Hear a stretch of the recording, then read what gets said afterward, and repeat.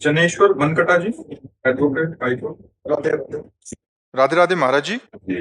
महाराज जी, मुझे बात बात पर क्रोध आ जाता है महाराज जी, इसलिए मुझे हार्ट बाईपास सर्जरी भी कराना पड़ा महाराज जी। क्रोध पर मैं बात ये है ना कि क्षमता हमारी भोगों से नष्ट हो गई है।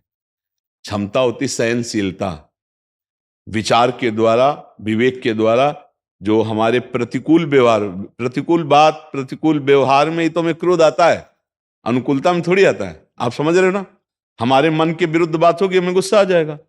अब हमारी विचार क्षमता खत्म हो गई भोगों के कारण, हमारे अंदर आध्यात्मिक शक्ति खत्म हो गई भोगों के कारण, तो जरा सी बात में गुस्सा आ जाता है। और अगर विचार शक्ति बढ़ जाए, आज चर्चा में सुना था क्या?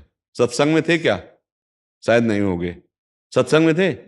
हाँ, इसीलिए इतनी बड़ी सामर्थ्य होती है कि देखो, नित्यानंद महाप्रभु ने कहा तुम्हारे तीनों पुत्र मर जाए, और गुस्सा में एकदम आके कहा तुम्हारे तीनों पुत्र में, और 1 लाख मारी शिवानंद सेन।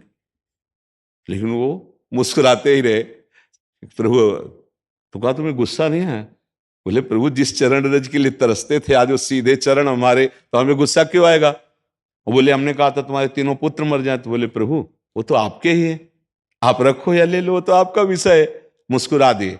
मतलब प्रतिकूल से प्रतिकूल परिस्थिति में भी विवेक के द्वारा क्रोध से बचा जा सकता, पर वो विवेक जो है बाजार में तो मिलता नहीं। अनुकूलता में कभी गुस्सा नहीं आता, प्रतिकूल जहां हुआ तो हमें गुस्सा आ जाता है। यही हमारी बंधन की वृत्ति है, अनुकूल का भोग करना और प्रतिकूल में नाराज हो जाना। अच्छा, ये ऐसी प्रतिकूलता है कि सोच में आपके गुस्सा आ जाएगा। कोई प्रतिकूल नहीं है सामने, लेकिन सोच बदल गई। तो सोचते जैसे कोई साष्टांग प्रणाम करता है और वो उसका भोग कर रहा है कि मुझे साष्टांग प्रणाम किया, अब वो कल अगर पंचांग करेगा तो जलन पैदा हो जाएगी। आज साष्टांग नहीं किया, अरे उसकी मौज, वो साष्टांग लूट गया, उसकी मौज पंचांग लूट गया, श्रद्धा, लेकिन उसका भोग किया ना प्रणाम का, तो दूसरे दिन प्रश्न खड़ा हो जाएगा। जल किसी भी वस्तु का, किसी भी क्रिया का भोग करोगे तो आपको दुख होगा, पक्का होगा। इसलिए सम्मानम कल्याति घोर गरलम, नीचापमानम सुधा, श्री राधा मुरली धरो, भज सखे वृंदावन मां त्यज। नाम जप करो राधा राधा राधा, कृष्ण कृष्ण कृष्ण। और ये विचार करो कि जो अनुकूलता है वो भगवान का दुलार है, जो प्रतिकूलता है भगवान की कृपा है।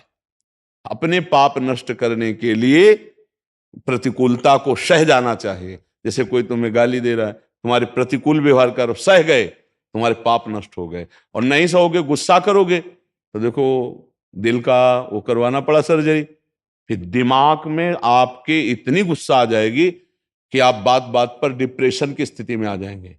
जरा सी घबराहट वाली बात में आप बहुत ज्यादा डूबने लगेंगे, फिर बहुत ज्यादा प्रतिकूलता, क्योंकि अब धीरे धीरे कमजोरी बढ़नी है, अवस्थागत, विचारगत। हमें लगता है अगर टिकना है, सही ढंग से अभी जीवन व्यतीत करना है, तो नाम जप शुरू कर दो। ऐसे नाम जप करो जैसे कंजूस गरीब आदमी एक एक रुपया संभाल के रखता है, ऐसे एक एक नाम हम ऐसे संभाल कर, और जाके नाम रूपी धनी वाके कौन कभी। नाम रूपी धन है तो गुस्सा नहीं आएगा, काम नहीं सताएगा, ईर्ष्या नहीं आएगी, लोभ नहीं आएगा। नाम में बहुत बड़ी शीतलता है। अगर आज तक कोई सहा है अधिक से अधिक कष्ट, तो नाम जापक। ठाकुर हरिदास जी 22 बाजारों में कोड़े मार मार करके जल्लादों ने खाल खींच ली, लेकिन हरि बोल के सिवा कभी उनको गुस्सा ले आया? इतना कष्ट कि मतलब उन लोगों ने समझ लिया था कि ठाकुर हरिदास जी पधार गए और गंगा में फेंक दिया, लेकिन वो कभी गुस्सा नहीं हुए। जब जल्लाद कहते हरि बोल कहता है, तो कहते आपका भी कल्याण हो गया, आपके मुख से हरि नाम निकला, आपका भी कल्याण हो गया। ये देखो, उनको उनके कल्याण की चिंता है, अपने कोड़े बरसाने के लिए हरि बोल बोल, जहां कोड़ा लगता हरि बोल, तो कहते हरि बोल कहता है, तो कहते तुम्हारा भी कल्याण हो, मेरे हरि का नाम लिया ना, तुम्हारा भी कल्याण हो गया। तो ऐसे हमें नाम जप हमें गुस्सा से बचा सकता है। अगर नाम जप करोगे तो गुस्सा में शांति आने, करोगे अधिक से अधिक नाम जप करो।